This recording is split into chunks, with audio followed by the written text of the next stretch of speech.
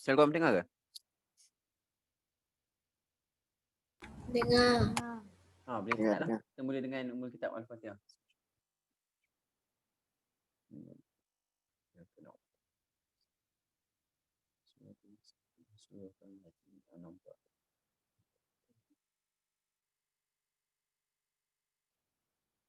Okey, ni apa? Minta Zaki present ni. Zaki Zaki apa? Al-Amin.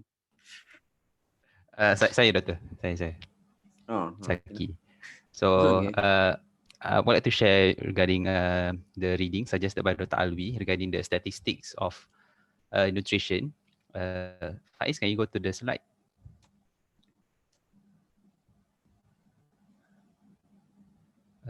Faiz?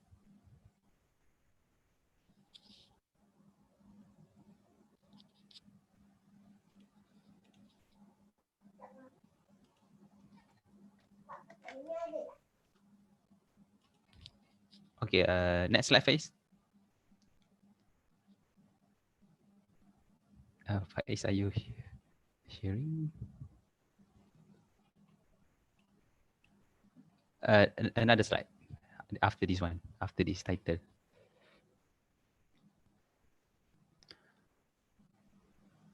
Faiz, is it my internet lagging or another slide, Faiz? Request control slide.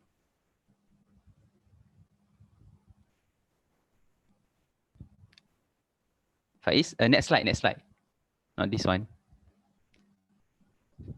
Okay, so this is the PDF stated by doctor regarding the state of world children food and nutrition. So next, Faiz. The next upcoming slide will be only statistics, so I will just share with you guys the interesting fact. I won't say interesting, it's unfortunate fact lah, I would say. Next one, Faiz. How do you assess?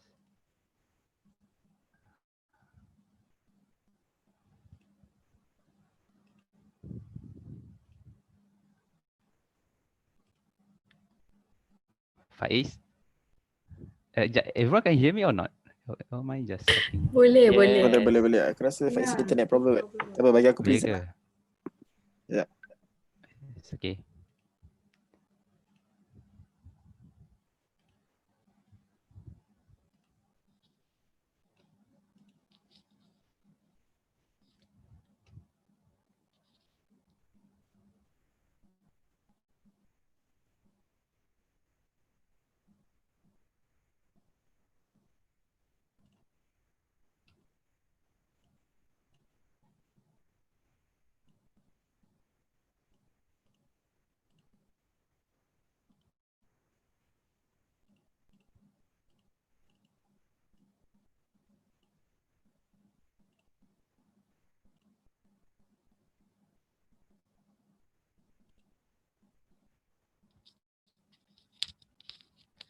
Okay, thank you, Amin. So this is the So the key messages that is stated in the PDF saying that poor families tend to select low quality food that costs less. However, I will share later on that actually the choice of food that may cost less will actually cost more in the future economic expenses that the child will have to bear.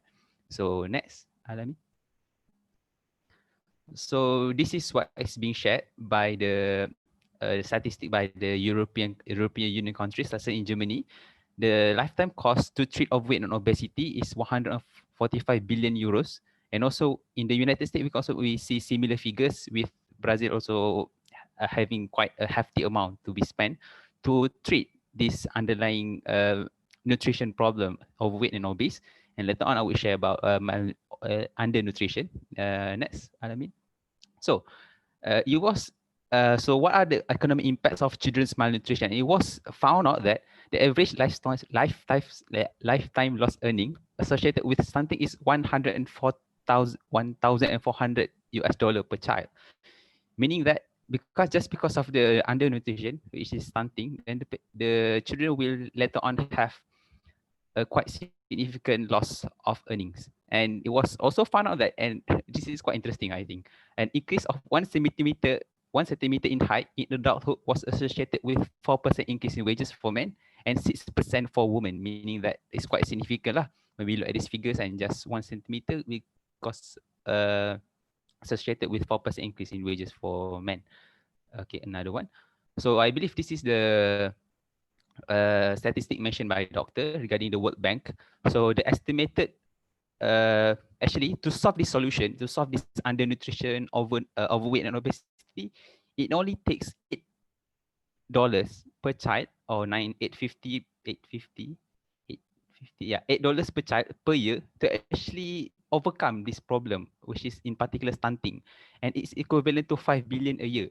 And the World Health Organization take this figure 5 billion and compare it to other figures being used or other figures being invested. In particularly the investment regarding the advertisement of 3 of the world's largest food or restaurant, such as KFC, McD, and I'm not sure about another one. It takes them 7.2 billion a year just for advertisement, not for the labor work, not for anything, just for the advertisement, 7 billion. So just think of it, the amount that we spend, the amount that they spend, or amount that the rich people spend is rather can actually solve a very, very simple problem. I won't say simple, devastating problem with a simple solution. So next slide, Alami. So this is the reason why I believe Dr. Alwi was stressing before regarding how undernutrition affects the productivity and how obesity also affects the productivity. Next. And it was found out that for every dollar spent on nutrition in the first 1,000 days, the benefit will cost 45 times more, meaning that just $1 spent, it will equivalent of $45 being invested in the future. So yeah, another interesting also this is the figure that Dr. Alwi mentioned before, that Malaysia bears a significant double burden of malnutrition, where we can see that 20% of child under 5 suffering from stunting, and 11% of suffer from wasting, and another 12% suffering from obese. So undernutrition is bad, overnutrition such as obesity and overweight is also bad. So sorry, that data yang ni yang bila punya 2019 2019. Okay. So yang ni yang WHO survey. And then we did another one after this yang CNET study. Slightly higher lah, tapi about the same lah, lebih kurang. Okay, good. So okay, habis dah. Itu je dah. Okay, so just imagine the cost of under and over nutrition, especially undernutrition lah, which cause, undernutrition leads to stunted leads to short stature. So this is a cost to the country, the cost to individual, and the cost to the world, especially to the poor people lah. And it can be tackled cheaply, very cheap. Rather than we treat the complication, which cost you like billions, better you treat by spending like less than $10 per children per year. You can actually invest in, you can prevent the losses of like billions. Okay lah, okay, Inborn area of metabolism. Faiz, boleh proceed. Okay, by the way, you guys ada questions kan about the statistic, about the data?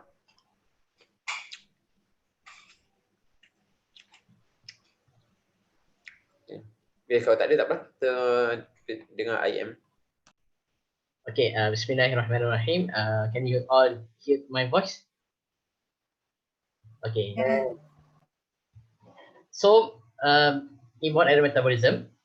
So this will be the outline for what I'll be presenting. First, starting with the basic introduction to define what it is, the basic data, the theology. Then we move on to classification. What kind of classification we have, then the features of it, the differential that we should have in mind when patient presented with the symptoms of inborn error metabolism, the investigation that we should do to confirm if we want to diagnose this patient as inborn error metabolism, then the management in acute setting, and a few selected IEM. Okay, next. Okay, first, you can read the division by yourself. But I would like to focus on the equation here. So this is the hypothesis proposed by Sir Archibald Garrett, who comes up with the name inborn error metabolism. So inborn error metabolism is a very large group of diseases, but at its core, it involves the mechanism that is being shown in the picture here. So our body has a lot of metabolic process, and all those processes have multiple series of events that are all crucial to produce the energy or product that we want, that we need to function in our daily life. So what happened in inborn error metabolism is there's a block at some point in the middle of the process. So what happened is the process cannot be completed and cannot produce the product or energy that we need. So there are a few circumstances and scenarios that will arise from this block.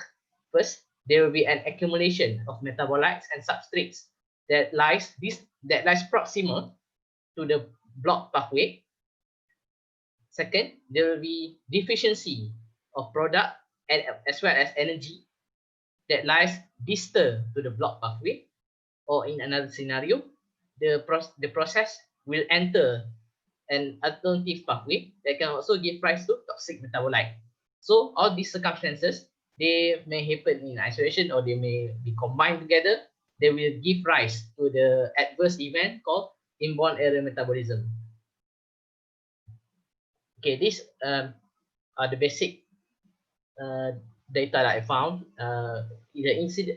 Based on the incidences. Okay, like I mentioned, inborn error metabolism is a very large group of disease. We as an individual, if we want to look at the disease one by one, they are rare. But if we combine them together as a whole, then the incidence rate can be up to 1 in 800 live birth. This is the data in United States.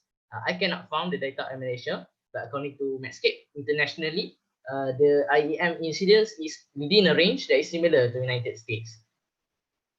And then gender, it depends on the mode of inheritance, because inborn error metabolism is a very large group of disease. It can be autosomal recessive, mostly autosomal recessive, but it can also be autosomal dominant and X-linked.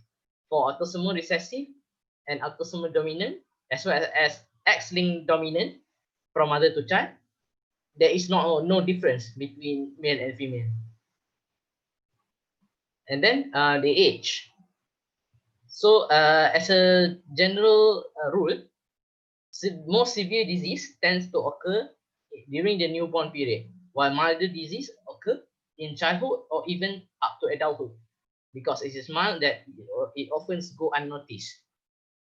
So the neonatal period or early infancy, usually the problem is about protein or carbohydrate intolerance. The patient develop the symptom after drinking milk or after weaning, or later in infancy can be fatty acid oxidation, glycogen storage. The patient may have this IEM after fasting or after catabolic state like fever, and patient can also present with IEM during adulthood. Patient may have other diagnoses being given to him like multiple sclerosis or epilepsy, but actually he has inborn error metabolism that is not diagnosed. So like is mentioned, subtle neurologic and psychiatric features. Okay, next, I mean. These are some of the inborn error metabolism that are common in Malaysia. G6PD, maple syrup urine disease, methylmalonic aciduria, propionic aciduria, urea cycle defects, phenylketonuria, mucopolysaccharides, and mitochondrial disease. So the etiology is due to mutation in the gene that codes for the specific protein that plays a key role in the metabolism process. So, and majority of them are autosomal recessive, but it can also be autosomal dominant and X-linked. Okay, next. So based on pediatric protocol for pediatrician, there are 4 groups that is being listed. First group is disorders that give rise to acute or chronic intoxication, like maple syrup, phenylketonuria. And second group is disorders with reduced fasting tolerance, like glycogen storage disease. Third is disorders of biosynthesis and breakdown of complex molecule. And fourth is mitochondrial disorder. So what we need to know about this classification is group 1 and group 2 are more treatable. So it's important to detect them early because they are treatable as compared to group 3 and group 4, they are less treatable. So inborn error metabolism, our goal is we want to detect as fast as possible if patient has a disease from the category of group 1 and group 2. Okay, next, so we will discuss the management later. Next, yeah, also next, next. Okay, clinical features. Like I mentioned to you, inborn error metabolism is a very wide, broad condition.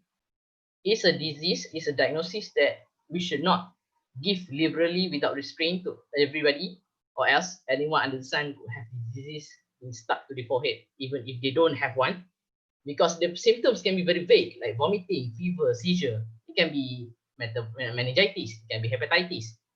So there are other more common diagnoses that we should consider if patient present with the clinical features of IEM. But having said that, IEM is also a very fatal disease if we do not detect it.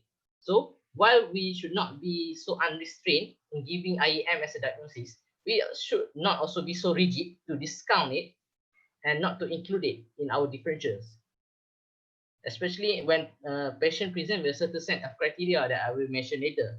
So the question that we want to ask here, whom we should suspect to have IEM, because IEM is a rare disease. So it's very hard to diagnose it. It's very hard to give it as a diagnosis. But there are people in whom we should have a higher index of suspicion of inborn error metabolism. So I will discuss whom we should suspect, and then after we suspect, how do we confirm, and then what to do, because IEM is a very wide range of disease. There are multiple manifestations, but there are basic things that we can do as a priority before we identify what is more specifically. Okay, next, so like I mentioned, the challenge, IEM is a wide term, is an umbrella term that refer to over 500 diseases. Each of them can present with their own set of signs and symptoms. The presentation also vary. It can be mild and it can also be very severe. Mild is usually in chronic condition, but severe in acute setting in like among neonatals. Like I mentioned, it has a low prevalence and low specificity. So doctors might find themselves unfamiliar with this disease, and they do not know when they want to diagnose this, because it can be meningitis, it can be other disease. But then the treatment fail and the patient can die because it is not being detected.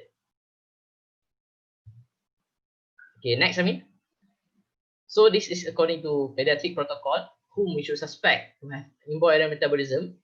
First, in neonates who have overwhelming disease after an initial period of apparent health. The patient was born healthy, but then suddenly after drinking milk, patient developed very serious condition. We should suspect inborn error metabolism. And also among children who have acute encephalopathy, they vomit, have seizure after a catabolic state like fever and fasting and vomiting, basically after losing energy. So also if patient have metabolic acidosis, acute liver failure, and hypoglycemia that is not being explained by other cause. So the clues for diagnosis lies in the patient developmental and family history. So we should ask the patient if he has a siblings that died suddenly when they are little, or if the mother have HEP syndrome during pregnancy, or if any of the siblings also have similar condition, or if there is a consanguineous marriage in the family, on some obvious signs like unburnt sugar smell, we suggest maple syrup disease, and sweaty feet, we suggest isovaleric acidemia. Okay, next. So these are the list of symptoms that I summarized for that can be considered for the inborn error metabolism. Like I mentioned, it's very vague and very general. So we should have a specific set of criteria and circumstances, like I mentioned previously, for us to suspect that the patient has inborn error metabolism. And these are among the symptoms symptoms that develop after feeding and after fasting. And then hypoglycemic symptom, patient lethargy, irritability, and then also metabolic acidosis, and patient have gastrointestinal related symptoms like vomiting, poor feeding, and neurologic symptoms like seizure, coma. If you look very carefully here, it looks very similar to meningitis. That's why inborn error metabolism is hard to diagnose, because it mimics a lot of other conditions. But then, if the circumstances that I mentioned earlier are present, like consanguineous marriage, history of similar presentation among other siblings, that we should suspect inborn error metabolism. Then in developmental history, is patient this is in the case of chronic inborn error metabolism. Patient has age but have failure to thrive, have developmental delay, learning difficulty. Also in family history, there is a history of consanguineous marriage and unexplained disorders among family members, and unexplained death among siblings. So these are the symptoms that are being listed in the inborn error metabolism form that is provided by Ministry of Health. So if we suspect inborn error metabolism, we take this form, and then this form has listed all these symptoms that we can tick, and then to justify our diagnosis of inborn error metabolism. Okay, next. These are usually they can be. It is completely possible for the patient not to have any finding at all. But these are the list of findings that we should always have in mind. First, a patient presents altered mental status, because inborn error metabolism is characterized by two important things. First is gastrointestinal symptoms, and second is neurology symptoms. So we must always be aware of the patient's consciousness and mental status. So altered mental status, abnormal vital signs, because inborn error metabolism symptoms also mimic sepsis. The patient can have a high pulse rate. And then there is a specific pathognomonic of certain diseases like unusual smell, burnt sugar smells, that suggest maple syrup urine disease, and fatty feet that suggest isovaleric acidemia. Also, patient can present with facial dysmorphism. Patient can have jaundice and abnormal hair, and also organomegaly and hypotonia. Okay, next, these are the list of physical examination findings that are listed in the inborn error metabolism form provided by Ministry of Health. Okay, these are the differential diagnoses which are more common in the case of presentations of vomiting, seizure, like meningitis, encephalitis, viral hepatitis, and sepsis as well, respiratory distress syndrome, urinary tract infection. Inborn error metabolism is rare, but we must always have it in mind when patient presented with gastrointestinal symptom and neurological symptoms combined together. Okay, next, investigation. So we discussed basic screening, and then basic metabolic investigation and special metabolic investigation. Okay, for the screening, this is based on Nelson textbook 21st edition, because I'm not sure whether the screening is done in Malaysia or not, but it's being listed everywhere in the textbook, in Medscape, in other authoritative source. The most popular one being mentioned is tandem mass spectrometry, which is claimed to be capable of detecting more than 30 different metabolic disease using only a single blood spot specimen. So every neonates who are born, we do this tandem mass spectrometry. We can detect if patient have inborn error metabolism even before they are symptomatic. The sensitivity and specificity of those tests are also good. And then there is a digital microfluid analysis. Okay, like I mentioned, I do not sure whether this test is done in Malaysia or not. If it is not being done, I think we should suggest it to be done. Okay, next is this is the screening which is mentioned in pediatric protocol. So pediatric protocol does not mention at all about the tandem mass spectrometry, because the pediatric protocol tends to depend on the symptoms. Like I've mentioned, the criteria, the circumstances. like the neonates who present with disease after an initial period of apparent health after feeding, or children with encephalopathy after vomiting, after fever, or metabolic acidosis, hypoglycemia that is not being explained by the cause. We want to diagnose this as early as possible because if they have group 1 and group 2, it can be treatable. And then actually I've mentioned this just to emphasize it again. Patient who have family history of similar condition, or the mother may say to you, oh, my son died due to sepsis. Maybe you not say sepsis, but something that can suggest sepsis.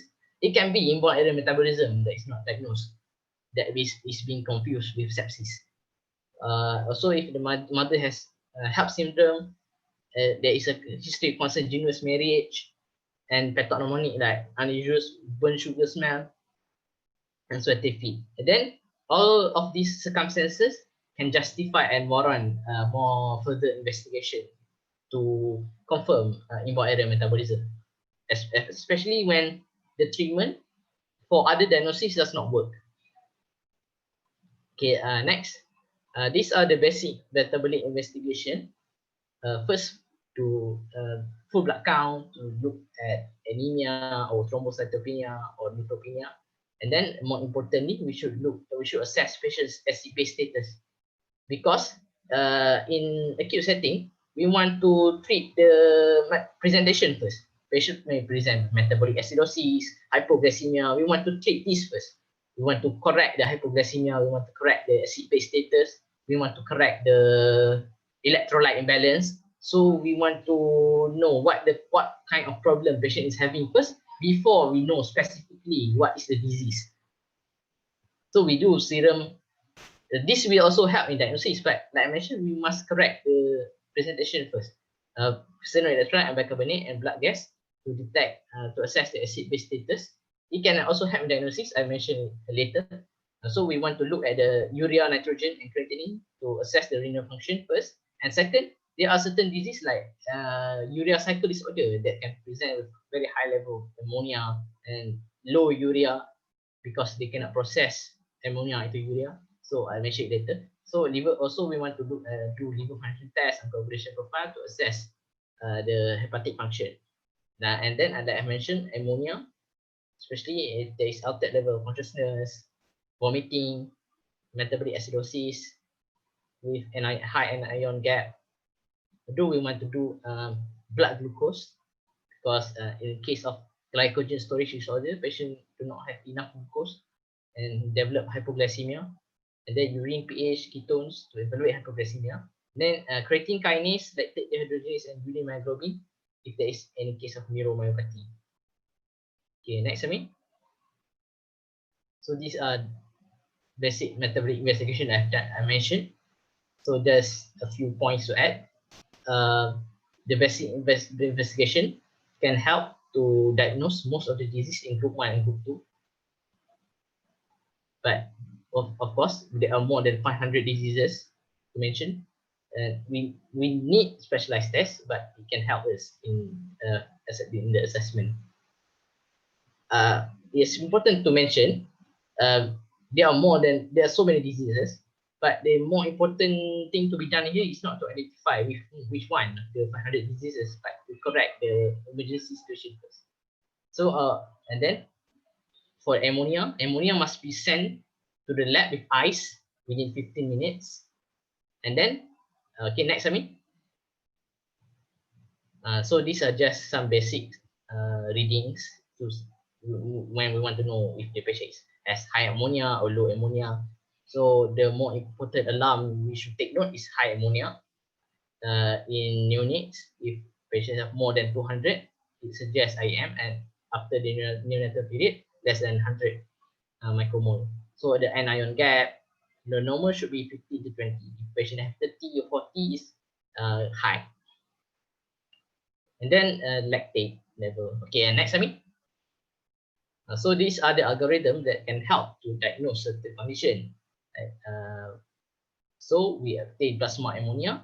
If there is a high ammonia combined with high anion gap, then it suggests organic acidemia. So organic acidemia is a wide group that can include many diseases under it. So high iron gap and in the combination of normal or high ammonia can suggest organic acidemia. But if the anion gap is normal, but the ammonia is high, then it suggests urea cycle defects.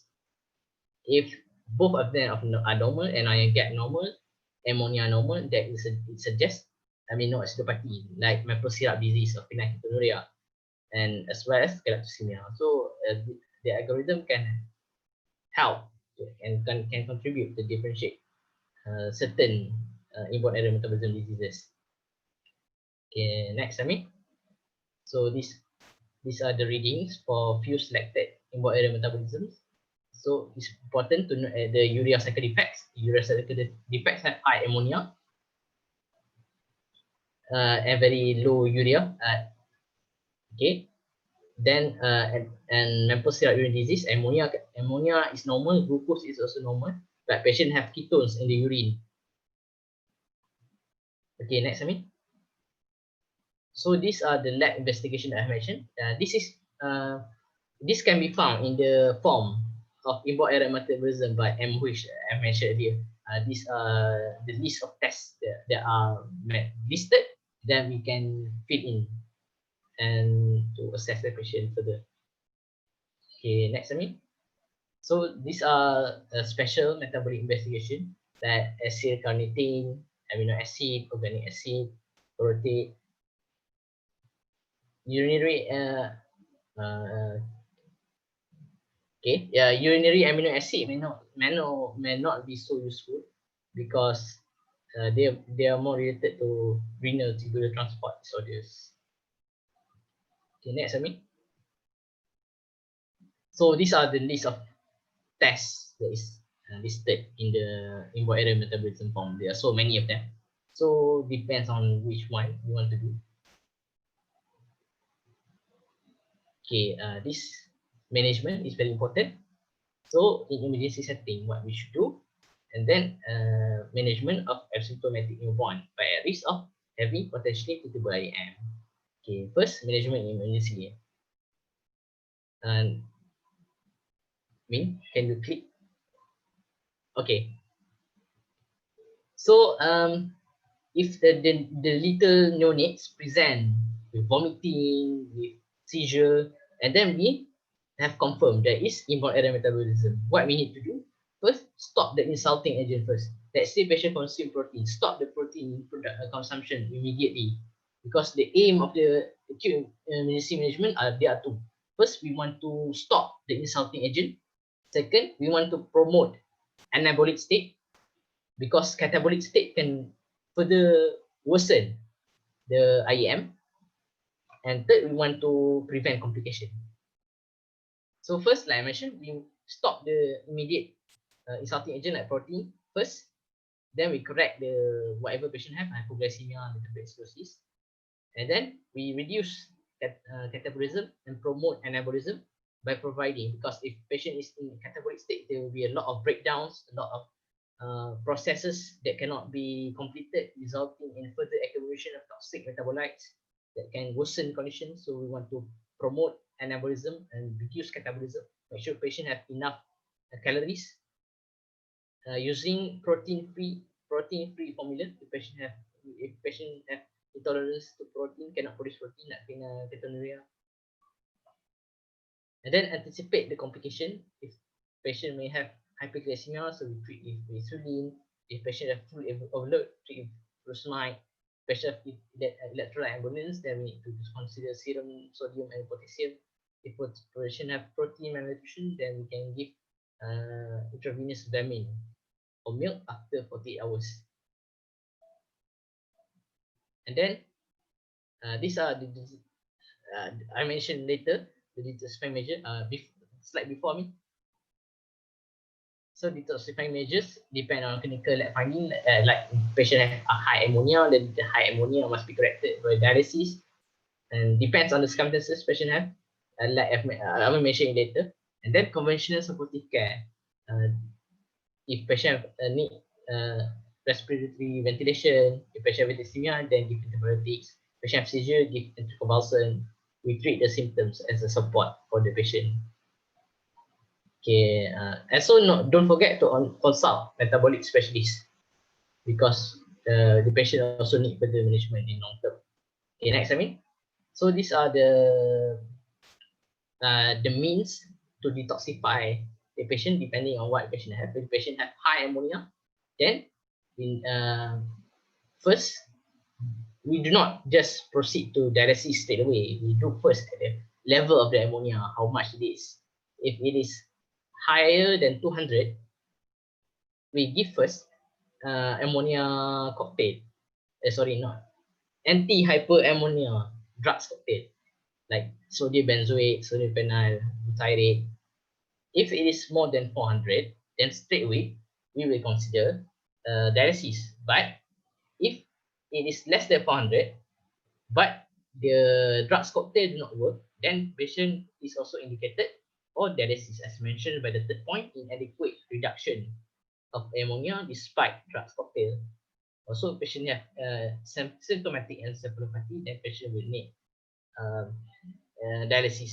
This is in the case of high ammonia because patient can have other IAM depending on what IAM patient have, then the management will be adjusted accordingly. This is in the case of urea cycle defects. So these are certain other disorder like maple syrup urine disease. There is an indication for dialysis if your leucine is more than 1,500 micromole. And then there are other situations mentioned as well in the organic aciduria. You can read this later. Okay, next, I mean. Okay, after we have stabilized the patient, we have to correct the ammonia, correct the hypoglycemia, metabolic acidosis, and whatnot. Then we need to consider a long-term management. In the long-term management, we want to figure out what the patient can eat. So for protein metabolism, they can it can be a very specific set of free formula, or if patient can tolerate, then there's no problem to give breast milk or infant formula depending on what problem patient have. So other long-term treatment, oral anti-hyperammonia drugs cocktail in case of urea cycle defects, carnitine for organic aciduria, and vitamin therapy if patient have vitamin dependent disorders. Also, patient need to be transferred to metabolic center to have a better nutrition plan depending on the condition patient have. Because like I mentioned previously, we must reduce catabolism and we want to promote anabolism. So the means to achieve that is adequate nutrition, and also be prepared for decompensation for any deterioration. So patient must be informed very clearly what they need to do in case of emergency, gives education to patient, clear instructions, also provide a letter that outline all the emergency protocol, make sure the patient, the parents are well informed what they need to do, especially when patient develop fever, because fever is a catabolic state. There will be breakdowns, so the breakdowns can cause deterioration and decompensation. So fever is a dangerous situation. So patient must be informed what they must do in case of the if patient has fever or is being in need of surgery. Okay, next, Ami. Okay, I finished the emergency management. So this is the management of asymptomatic baby. So the baby is born. The baby do not have any symptoms at all, but based on the criteria I've mentioned, that continuous marriage, history of history of IAM among siblings, or maybe if mass tandem spectrometry is available and patient is screened and they found out that the baby have an inborn error metabolism problem, but not yet symptomatic, then these are the list of things that we should do. So screen high risk newborn, like I mentioned. If the previous family member have IAM, have multiple death among the family members, and if the mother have HELLP syndrome. So what we need to do after screening is the potentially at risk baby must be admitted to a special center for observation. In this case, if the patient is not yet symptomatic, but we want to be prepared. Okay, next. So the scenario 1, if the potential diagnosis is known, we screen for the specific condition. The patient has urea cycle disorder or metabolism urine disease, or if the potential diagnosis is unknown, then collect the blood spots second or third day after feeding, then do the profile for appropriate tests. And also do all the relevant tests like ammonia, blood glucose, and discuss with metabolic specialists. Okay, next, So to prevent decomposition, patient must be provide enough calories. May need to restrict protein, especially if patient present very early, before 1 week. The protein-free formula should be given initially and then followed by breast milk, gradually introduced if patient can tolerate it. If the patient is presented after the first week, then also basically the most important point here is to provide patient enough calorie. But what to provide? To give gradual breast milk, or to give protein-free formula, or to give patient can be given protein. And also get the metabolic test and figure out what the patient has. Okay, next. Okay, I think this you can read this all on your own because I've basically mentioned almost everything, like the symptoms. Okay, okay.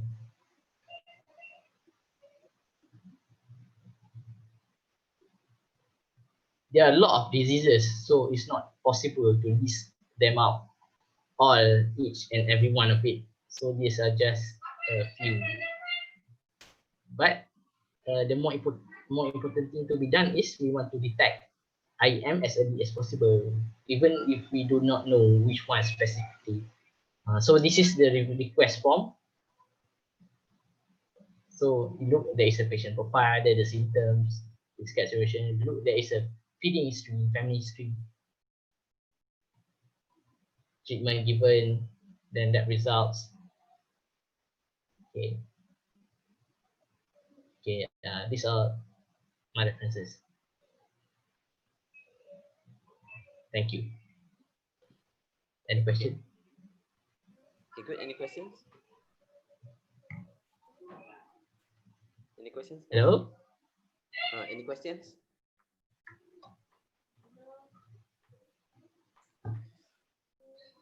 Okay, in general, IM is a very difficult topic. It's a very difficult topic in the sense that the signs and symptoms are very vague.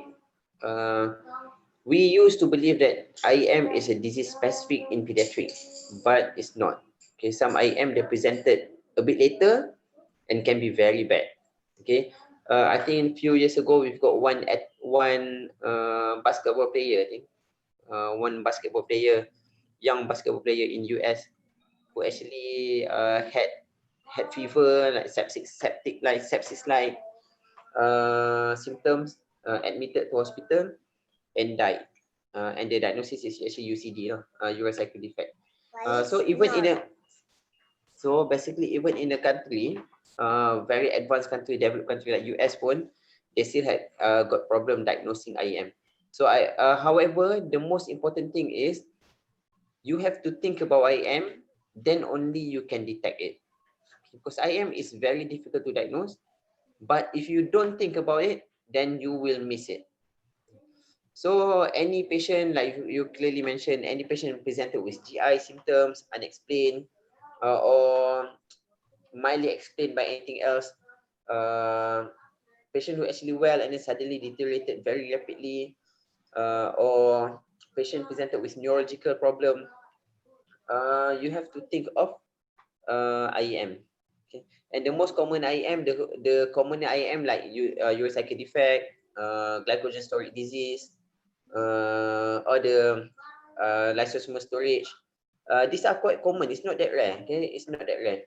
In fact, I think in USM we diagnose at least in units in ICU we diagnose at least 4 to 5 IEM per year. Okay. After neonatal period, we diagnose at least about 2 to 3 IEM per year. And the commoner IEM that we encounter, things like tyrosinemia, citrullinemia, MSUD, we've got few MSUD, maple syrup, urine disease, glutaric aciduria is quite common. I've met 2 at least. And then we also got pergi MSUD, glutaric aciduria, UCD lah, urocycle defect memang is one of the most common. GSD, we've got siblings, families with GSD. And then banyak juga MPS. Okay, and you have to bear in mind IEM ni kan dia cross discipline tau, dia cross discipline. For example kan, things as simple as Duchenne can actually be IEM. Okay, Duchenne DMD is part of IEM, it's a type of IEM. Apa lagi? This is like common disease, endocrine disease banyak IEM. Ni lah, CAH is IEM. Okay, CAH is an IEM because CAH is a defect in the most common type of CAH. Tadi you've mentioned, one of your friend mentioned, siapa? 21 hydroxylase. 21 hydroxylase is an enzyme kan? So 21 hydroxylase deficiency, which leads to alternative pathway kan? Macam you mentioned. And then endocrine disease mostly in general, all monogenic condition, okay, are actually IEM. Monogenic means disease that have is caused by a single gene defect. These are monogenic disease lah. Contoh macam neonatal diabetes is an IEM. Lepas tu Wilson disease is a more common IEM now. Wilson is very common. Okay.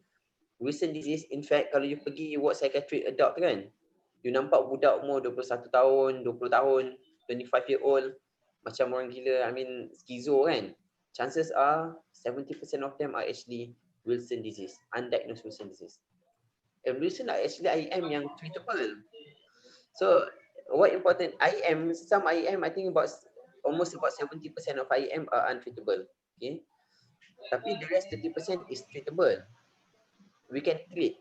Okay, either we can treat by preventing further another episode of deterioration, ataupun we can actually treat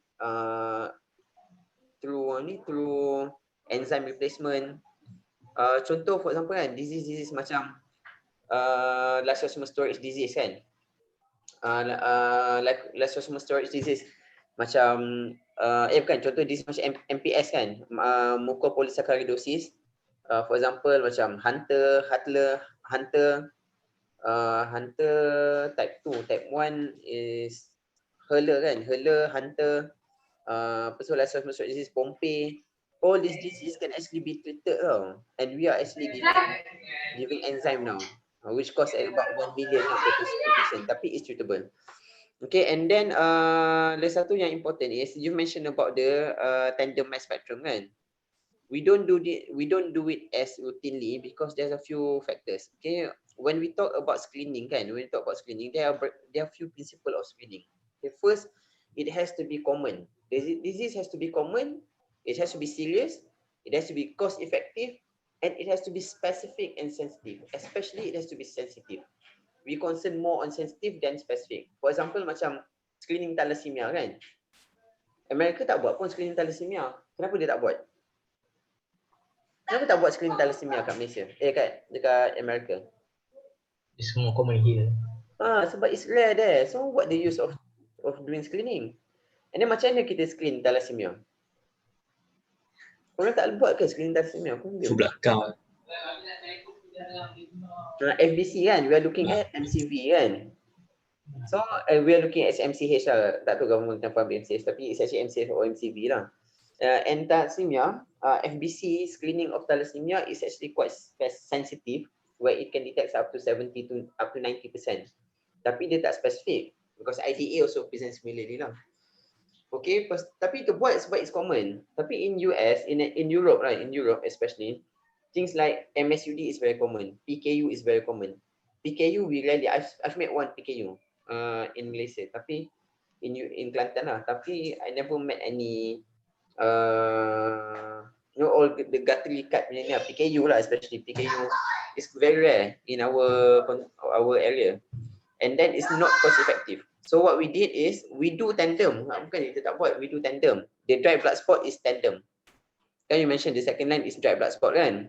The first line is like ammonia, BBG semua tu, lactate. Tapi the second line is tandem blood spot, which is we call it dry blood spot.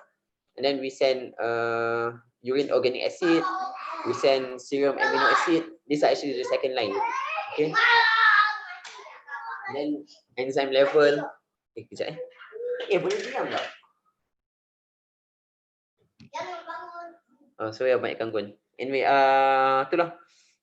Okay lah, let's go with shock and septic shock yang bosan ni. Okay lah, betul lah. Okay, make sure you don't make me sleep. I mean. Okay, I'll try. So this is sepsis and septic shock, and my name is Amin. I'm presenting. So I'll go meditare. So, okay. So this is my outline, which is first the definition, the pathophysiology, risk factor, and clinical features, and investigation and management. So first is the definition. The definition is very important because the definition allows you to understand, assess the severity, assess the progression, and also assess for your intervention at specific part. So the most important part of this is to understand what is the definition of sepsis. So from the Nelson, and according to it, is the International Consensus of Conference of Pediatric Sepsis. They decided that they define sepsis as SIRS is syndrome. SIRS plus presence of suspected or proven infection that constitute sepsis. According to PITS protocol, is life-threatening organ dysfunction caused by dysregulated host response to infection. And according to up-to-date is similar, which is clinical syndrome that complicates a severe infection characterized by systemic inflammatory response syndrome. So basically, if you don't remember the term definition of sepsis, just remember is SRS, which is systemic inflammatory response syndrome with suspected or proven infection. So what is systemic inflammatory response syndrome? SRS is a widespread inflammatory response that may or may not be associated with infection. So how to diagnose that the person has SIRS is actually the person has to have at least 2 or more of the following criteria, which is at least one of the criteria must be abnormal temperature or leukocyte count. So these are the criteria. So the first is the core temperature, which is either by rectal, bladder, oral, or central probe. Either it has to be hypothermia or hyperthermia. So it's either more than 38.5 degrees Celsius or less than 36. So the patient also, second criteria is either should be a tachycardia or bradycardia, which is, for example, if tachycardia is defined as mean heart normal more than 2 centimeters above the normal for age. So for pediatric, you have to know the specific age and the specific normal vital signs. And then second is the mean respiratory rate should be more than 2 centimeters above the normal for the age, or require mechanical ventilation for an acute pulmonary process. Then the last is the leukocyte count elevated or depressed for the age, or more than 10% image neutrophils. So then we have the definition for septic shock. Septic shock is defined as patient has sepsis with cardiovascular dysfunction that persists despite the emission of 40 and more milliliter per kilo of isotonic fluid in 1 hour. Basically, it's persistent hypotension after a given fluid resuscitation. So these are the progression. So if you notice, it begins with the SRS, then progress to sepsis, which is defined as SRS plus infection. Severe sepsis means the patient has sepsis with an organ damage, and septic shock is when he has persistent hypotension. So this is the epidemiology. So according to up-to-date, that Europe and North America consists about 67% are admitted into the PICU with 21 to 32% mortality. Asia have about 16% that are admitted and 40% rate mortality. However, for Malaysia, I couldn't access any recent data. Mostly are from late years, which is around 2006, 2005. Then this is the pathophysiology. So the pathophysiology is basically, if you understand the SRS, which is overregulated of the inflammatory response. So then it's sort of self-defined. So but it's usually what happens is when you have infection, usually it release the endotoxin, examples of antigens and endotoxins, which activates the inflammatory response. So these inflammatory cells will further activate the host defense, the coagulation system, and the complement system. And usually, this is supposed to be able to interact with the antigen. However, in certain situation when it is not completely removed of the antigen as of the endotoxin itself, and there is dysregulated of the inflammatory cascade. So what happens is patient can enter into sepsis and into septic shock. And septic shock in this septic shock is one of its depicted characteristic is that it has as we know we have variation of shocks, but the interesting part about septic shock is that it has three characters, which is has distributive shock, hypovolemic shock, and cardiogenic shock associated together, meaning patient with septic shock can present with three characters of those shocks, because patient can have distributive shock due to the loss in systemic vascular resistance, hypovolemic shock due to the intravascular fluid, increase in intravascular fluid, and also cardiogenic shock due to the depressed in myocardial function. So these are the risk factors. So example is a risk factor to develop septic shock is one is age less than 1 month, serious injuries such as burn or trauma, chronic debilitating medical conditions such as any sickle cell disease, post-immune suppression so if patient is on any malignancy causes or maybe drug immunosuppression, and the large surgical incision and catheter device such as urinary tract infection, catheter device maybe due to having Foley catheter or any cannulation, then urinary tract abnormalities. So these are the pathogens. So sepsis can be caused by multiple, which is it could be from bacterial cause, virus cause, and others. So the common cause usually is bacterial cause, which is the Staphylococcus aureus and coagulating negative Staphylococcus. And Staphylococcus aureus usually can be seen those less than 3 months of age. And for virus, for our current condition, it's important for you to also include the COVID-19 virus as part of your possible pathogens. So an interesting fact about COVID-19 is that if you read in the news, you notice that COVID-19 can have a multi-system inflammatory syndrome incident, which is called MISC. So it has a Kawasaki-like disease or Toshison syndrome with those who are exposed to COVID-19 infection. Basically, they have basically similar to like SRS, where they have over excessive immune response or immune dysregulation to the to those with COVID-19 exposure. This is rare and still under study, is fully not understood. So those are suspected with COVID-19, you should do tests, but it does not totally rule out the MISC if it's negative in the result. And clinical manifestation can be varies because sepsis can be caused to multiple locations, and the local infection can lead to sepsis. So it can comes in variations of sign and symptom, especially in pediatric where they don't have fully developed immunology system. So example, these are like you have upper respiratory tract, lower respiratory urinary tract. So you have some example, if urinary tract, you have urgency, dysuria, or have skin softness, erythema. So you can read later on, as an example. But if for commonly for those with sepsis, they usually come with either fever with abnormal temperature or fever with abnormal leukocyte count. So other presentation they can present can be poor feeding, irritable, tachycardia, tachypnea, hypotension, and some dehydration. So then for septic shock. For septic shock, we have clinical features that you should take note is the warm shock and also cold shock.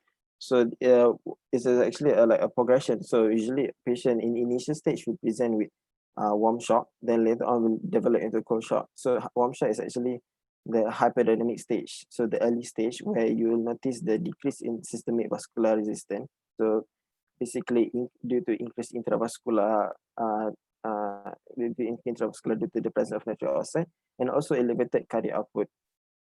And in the cold shock, it'll be the later progression of the septic shock. So they develop into increased systemic vascular resistance and also decreased cardiac output. So if you look at the table, this is from the PITS protocol. You notice that they compare the two difference between the warm shock and the cold shock. So the peripheries for the warm shock are usually warm and flash. The cold shock will be cold and climbing. Capillary time will be less than 2 seconds. Cold shock will be 2 seconds. Pulse bounding. Cold shock will be weak. Heart rate will be tachycardia for warm or cold shock can present with tachy or brady.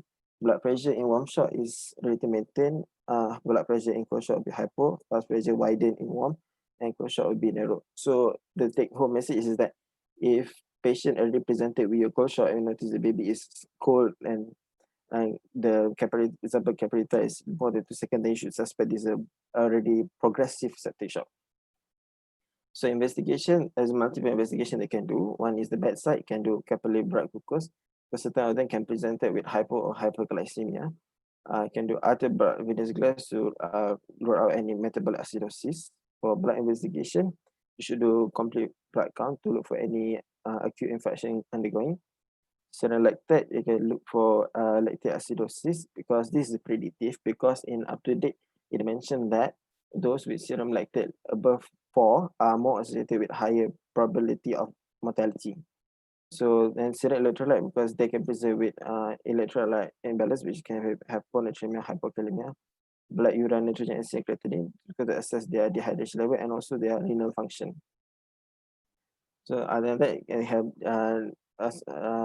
look at the investigation is serum calcium, can present with hypoglycemia, liver function test, you can do to assess the AST and LT. Then for prothrombic and partial thromboplastin, PTA, PTT, fibrogen and dynamo to assess the IVC possibility.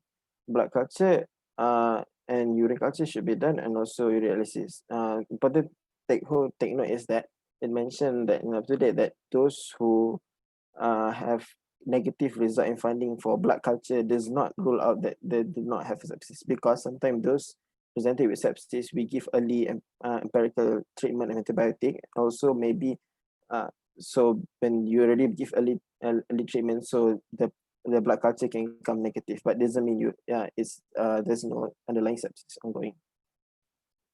Then the imaging is can do chest radiograph to look for any possible pneumonia, pulmonary edema, cardiac failure. CT scan, look for any CT brain or intracranial hemorrhage, CT abdomen for abdominal access, and ultrasound. So for management, okay, so the management is usually cater to the clinical setting itself. So for example, we live in Malaysia, so we should follow the management as per se from the PITS protocol.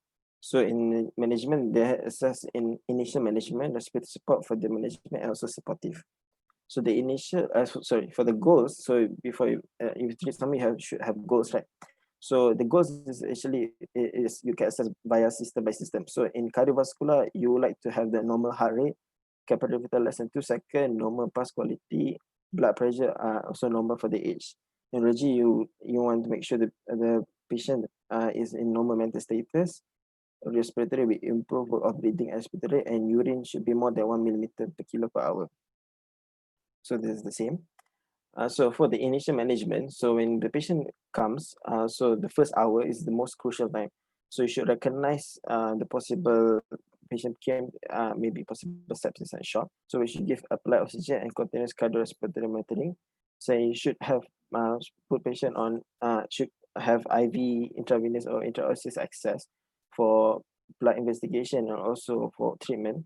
So you should also give fluid resuscitation and antibiotics. So fluid resuscitation, you can give 20 millimeter kilogram per crystalloid, normal saline, or alternative fluid also includes balanced solution. And also you should give empirical antibiotic upon coordination within 1 hour. So the type of antibiotic to give empirical is mentioned, stated in the box. It depends on the age. So less than 3 months, you give cefotaxime 50 milligram. Above than 3 months, you give ceftriaxone 50 milligram. In regards to fluid resuscitation, there is people argue whether you should give custard or colloid.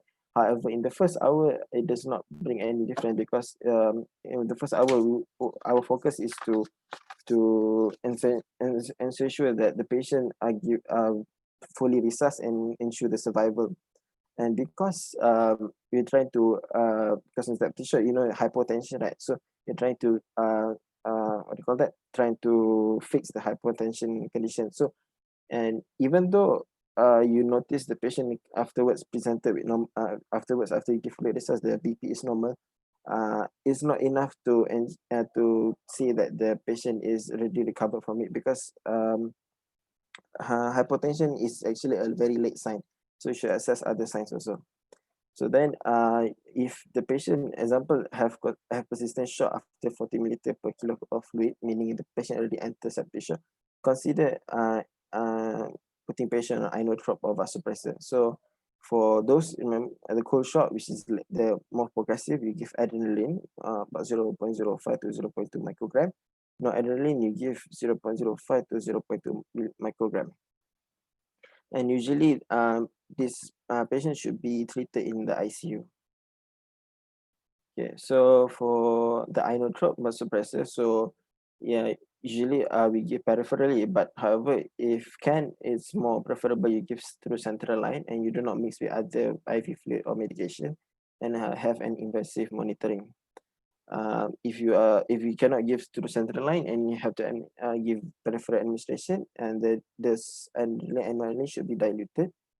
And then you have alternative. You can give dopamine or dobutamine.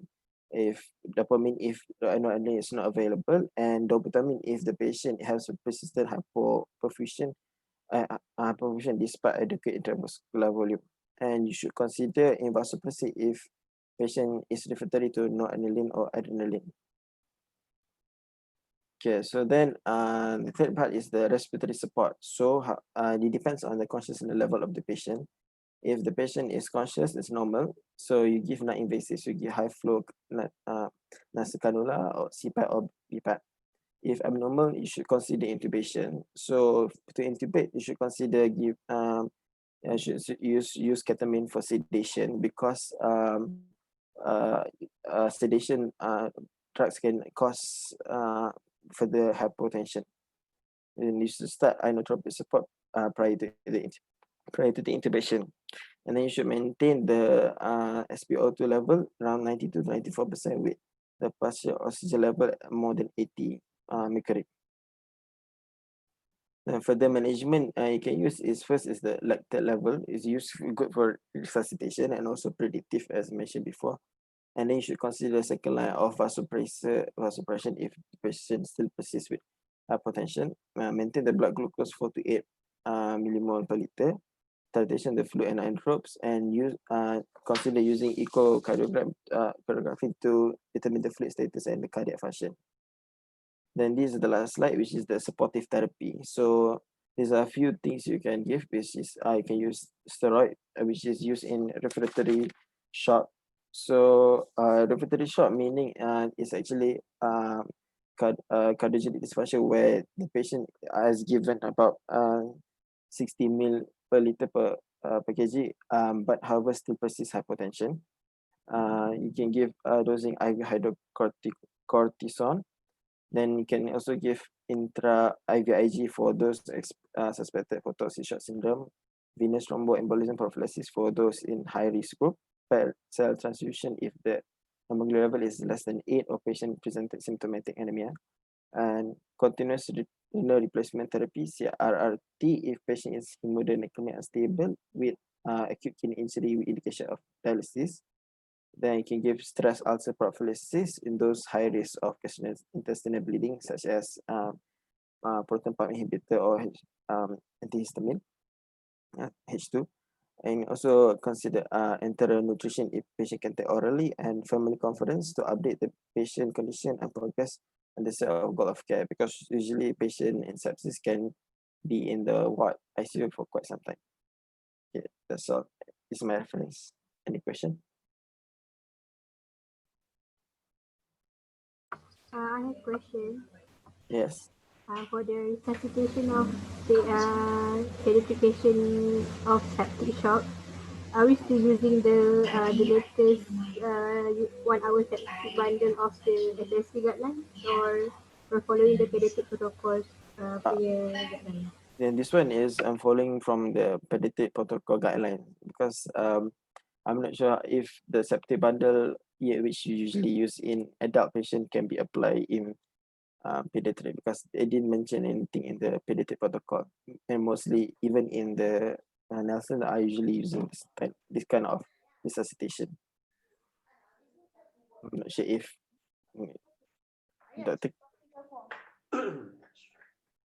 can use septic bundle. Yes, actually because there's not much evidence in especially sepsis management in pediatric is very, I mean, it's lacking lah. The evidence is lacking.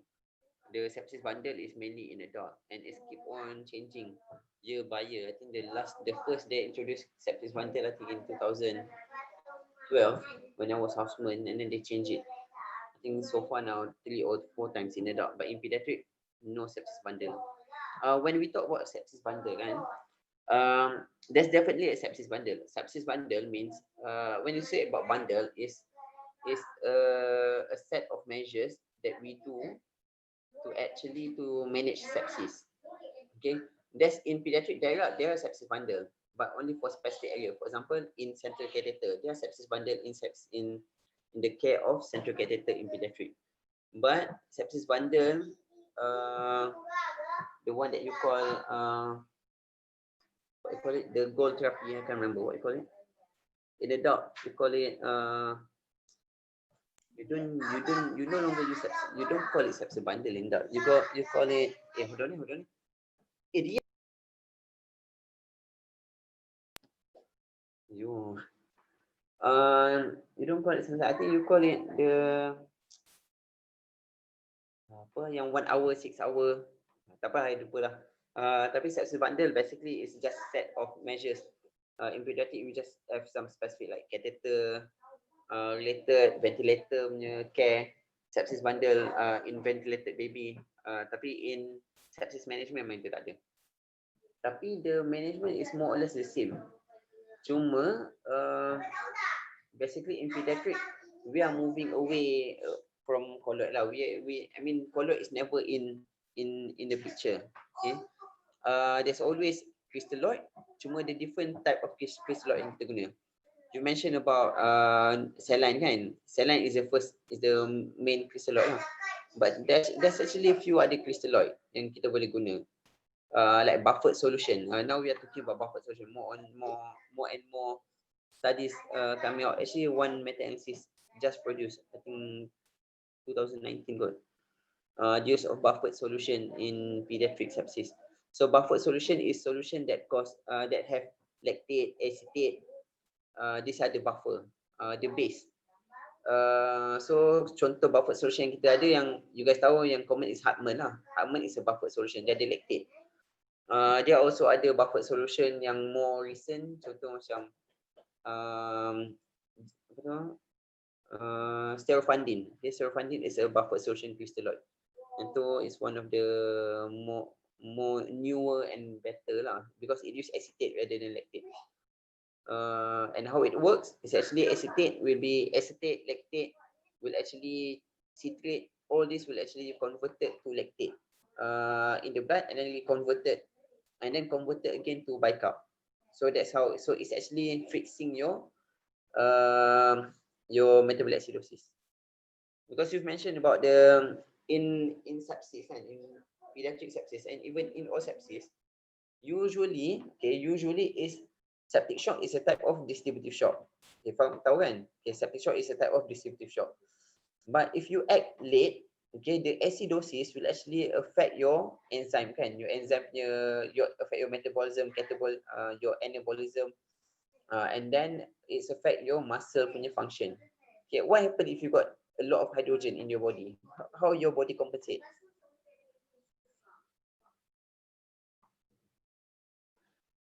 What will happen? How's the homeostasis? Respiratory alkalosis. Okay, first you use your respiratory kan? You ada metabolic acidosis, so you will compensate with respiratory alkalosis.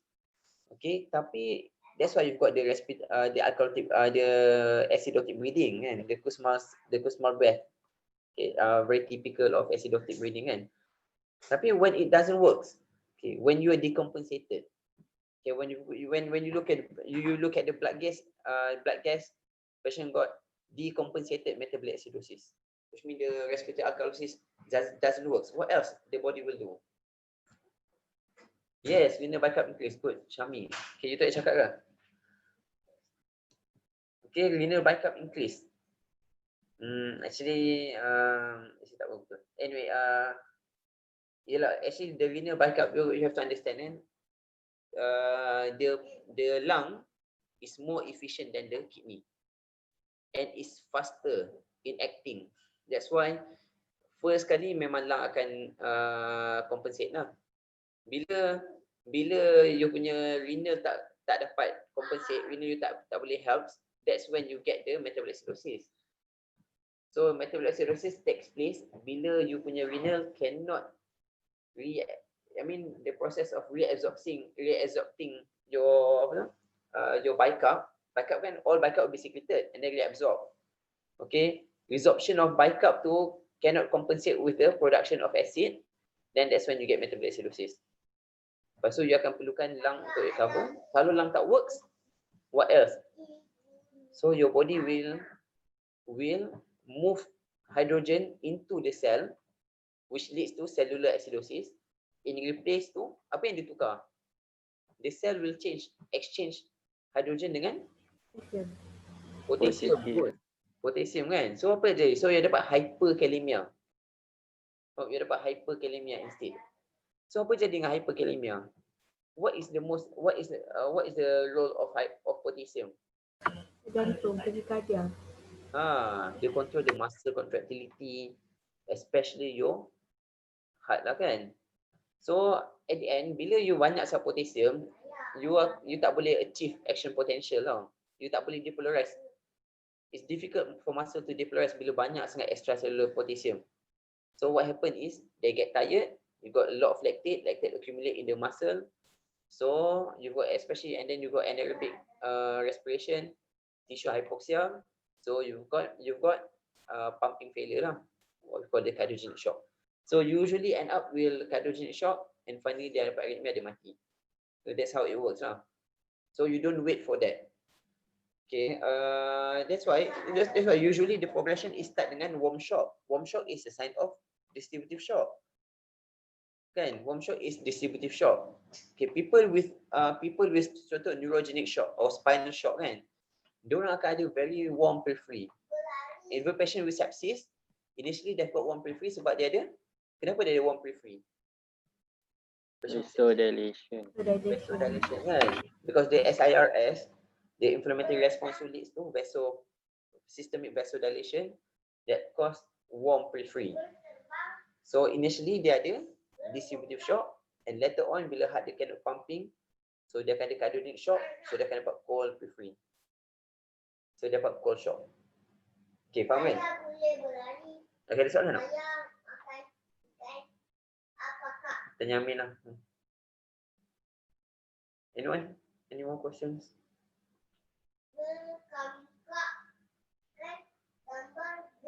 Sepsis is very important, especially what good about pediatric is because the organ are healthy organ, especially the heart, the lung, the kidney are very healthy compared to adult. That's why I like pediatric. So they can cope very well. They can compensate very well. However, once they reach the threshold, they will collapse. Once they reach a threshold, they will collapse and die lah, basically. So, you have to detect, because by the time you detect the cold shock, it means the baby is decompensating. So you have to detect very early. And because the heart is very strong, so you don't have the issue, not much issue of overload. Adult, kalau ada satu orang tua yang ada DM kan, yang ada DM, ada heart failure, datang dengan septic shock, you memang pening lah kepala. Kalau selagi you tak ada CVL kan, you memang tak boleh nak resusc orang tua. You bagi fluid lebih sikit, overload, mati. You kurang bagi fluid, the shock, dia mati juga. And the organs are not well, they are not strong to counter all of your measures kan. Tapi in pediatrics, kalau you terlebih bagi pun doesn't matter. You terbagi 60 ml per kilo, they don't get overload that time. Unless kalau dia dah memang dah cold shock, memang refractory, you keep on bagi fluid without inotropes, without vasopressor, then it won't help. So, okay, faham tak? So don't afraid to overtreat, because it happens. Someday you akan ada dekat district, or someday you dekat you the only houseman dekat ward. You got someone datang, you dekat ED for example, someone datang baby, kita bawa baby fever. Kadang mother ni problem dengan parents, sometimes they don't have insight tau. Kata, oh anak saya ni tak larat lah, nampak penat. But when you check, the pulse is very feeble, and then very cold, periphery, shock. Don't afraid, masuk line, tak dapat line, masuk je IO, just give bolus 20 or 40 ml. Don't be afraid. Okay, ada soalan last sebelum we stop. Kesian you guys, sejam setengah lah. Okay, ada soalan? Ya, Amin, ada soalan? Doktor, just nak tanya untuk clarify the difference between the refractory shock and also septic shock, sebab jumpa kat up to date, they define by the mil given like 60 and 40, so macam tak nampak beza in terms of clinical. Okay. The word refractory shock, I think is applied in anyone. Adult, dia ada konsep refractory shock juga. Refractory shock is bila the shock is only transiently respond to your fluid. That's one definition. The other definition is bila the other one is bila the shock does not respond to 2 inotropes. Itu dia satu. Okay, tapi biasa septic shock, kita akan kata refractory ialah bila dia tak respond to 40 ml per kilo bolus. Dan kita kata refractory where it needs it needs inotropes. Okay, tapi once you start inotropes, dia 2 inotropes, you dah bagi 2, you dah start NOAD, you dah start NOAD dengan dopamine, doesn't work, then you call this refractory shock. Then you may have to think of giving cortisol. Kalau tak boleh, then vasopressor lah. In pediatric, kita jarang gila guna vasopressor. Vasopressin, kita jarang guna, almost never. Usually, kita akan rather bagi cortisol daripada vasopressin lah. But it's one of the option you can think of. Okay. Okay? Okay. Okay. Okay, so saya dah beri markah untuk semua orang kat sini. So Badrul Misham saya bagi 8. Syahmi 8. Kejap lah. Bismillah. Syahmi 8. Abdullah Arif 85. Haikal Zahri 85. Zaki 8. Faiz Nur. Faiz Nur. 7.5. And last kali Amin 85. Okay. Kalau you guys nak dia pembagian markah tu, nanti you guys can WhatsApp me lah. I've got the marking scheme. Okay, the last question. Last. Okay, kalau tak ada dah. Okay, gila main bola kan. Kita tanggungan tasbih kafarah dan suratul as.